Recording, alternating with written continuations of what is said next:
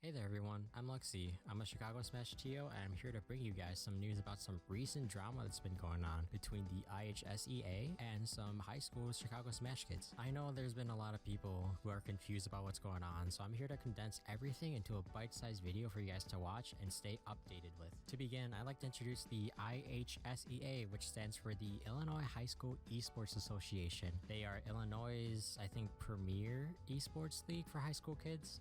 They play Valorant, Fortnite, Overwatch, Rocket League, and Smash Brothers 2. As for the high school kids, the only two you really need to know about for now are Gorgon, who is a Chicago Fox main, and Radacious, who is a Chicago Steve and Pokemon Trainer main. Tensions between the association and the players began when the two-phase online Swiss bracket style league began. Basically, each participating student was placed in a pool and had to run a set with 3 people each week. Once each match was finished, the top 2 students from each pool would progress into a final 32-man bracket. Doing this under Smash's terrible netcode was absolute dog water, alongside some mismanagement that I'll cover soon. Tensions overflowed when the final phase bracket was revealed. Suffice to say, the seeding was terrible. For instance, Viri, a raw player ranked number 14 in Chicago, was seeded number 13. Kix, a Wii Fit trainer main who was ranked number 13 in Chicago, was seeded number 11. The students decided that if they weren't going to get a satisfactory experience, they might as well host their own tournament. This caused Gorgon, who I mentioned earlier, to run his own tournament for high school kids only. Now, this is where the drama sort of begins. Radacious, who I also mentioned earlier, quote retweeted Gorgon's Twitter announcement mentioning the IHSEA, stating, "For those of us who participate in the IHSEA, I think we can all agree that it wasn't the greatest. Thanks to a collab with many high schools in Illinois, we've got something even better, announcing the Illinois High Schooler Open." Surprisingly, the association actually responded saying, "FYI, feedback is appreciated, but remember, not everyone is an Elite Smash player. We have to be accessible to all." Some notable replies in this thread that I'd like to highlight come from Twitter users Saris and Chillrend. I'm not going to read them out to you, but I trust you guys can read, so here. Anyways, after all of this went down, the official Discord server for the IHSEA basically unflared Gorgon, which took away permissions he had from speaking with other members in the server. That pretty petty action by the IHSEA prompted a bunch of the students within the league to start flaming them on Twitter. The reaction became so widespread that it started to seep within the other parts of Chicago Smash and also Smash Twitter. That leads me to the why I'm even doing this video.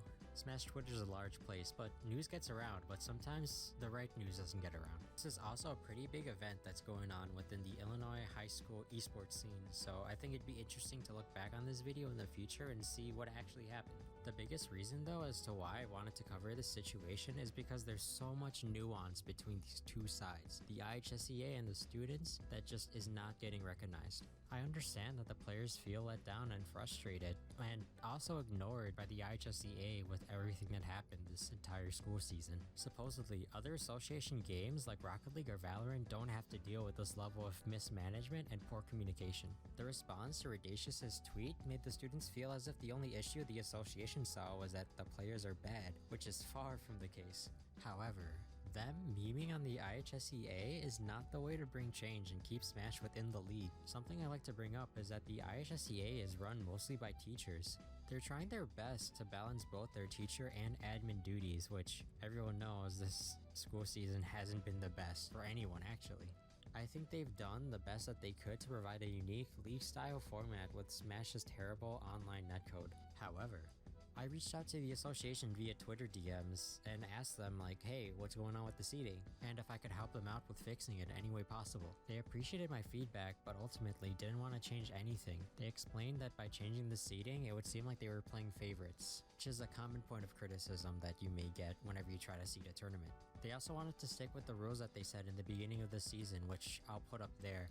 I'm not going to try to pronounce anything within that, especially that one part. You guys know what I'm talking about if you see it. I understand and even sort of agree with those 2 points, but the one point I do not agree with was them saying that by them changing the seeding, it would mess up the experience for everyone. I definitely don't agree with that, and anyone who's played in a horribly seeded tournament would know the struggle. That's pretty much everything that I'd like to cover within this video, and I hope you guys enjoyed it. I also hope that I did a good job of summarizing everything and explaining my viewpoints on it. One final thing saying, just make sure not to send hate to any of the parties involved. Everyone's trying their best and only wants the best for their community. I hear some big changes or events will happen in the very near future, so stay on the lookout. Make sure to subscribe to me on YouTube to stay updated with the situation, as I'll most likely do an update video.